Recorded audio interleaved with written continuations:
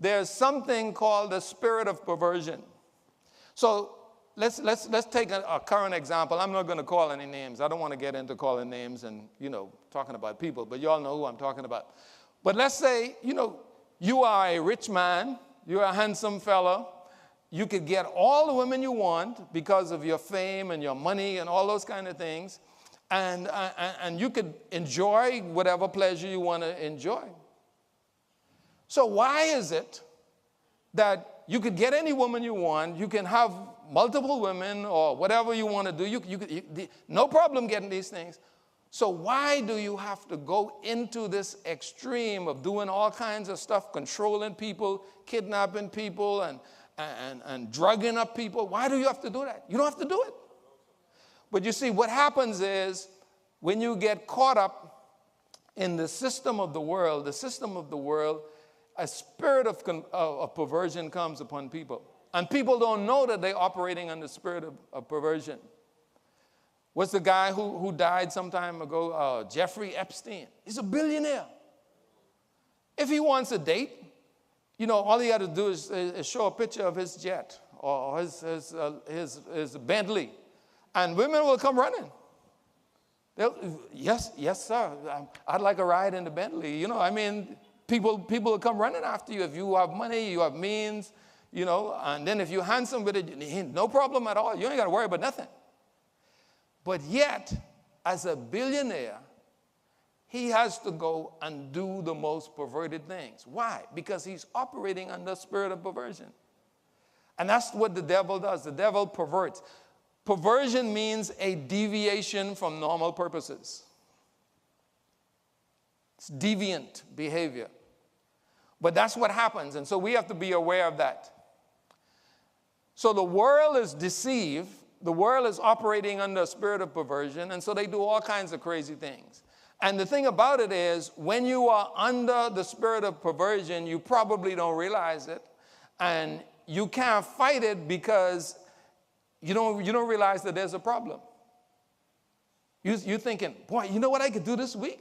You know what I did last week? I had 6 girls. I'm going to get 15 this week. What you need 15 girls for? My brother, if you're married, all these girls who you flying in all over the world, paying all the money for, you could get the same thing home for free.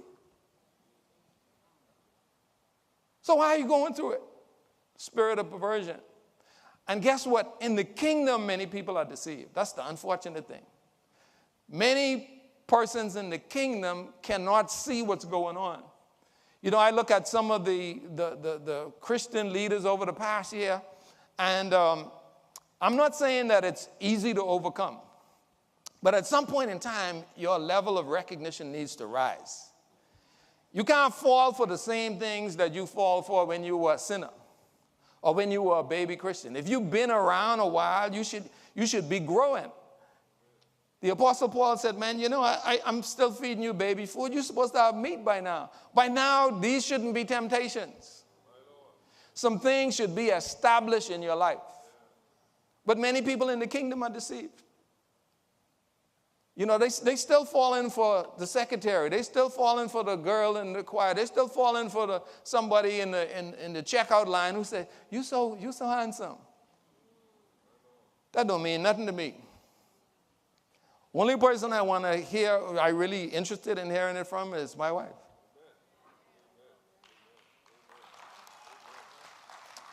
If anybody else says it to me, it's a compliment. I appreciate the compliment, but that's it. I'm not even looking any further. There was a time when I would have had a second look. What you saying? Yeah. you pretty too, No, I ain't giving no reply. Thank you, and then I'm going. Give me my stuff. Let me go. Because that's deception, trying to get me trapped. You trying to destroy my life.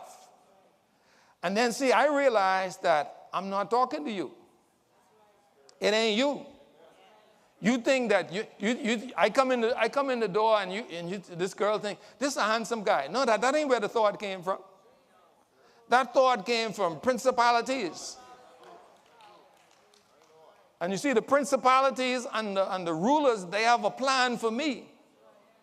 And this person doesn't even realize that they're participating in the plan. And guess what? If I'm not adequately prepared spiritually, then I get taken out.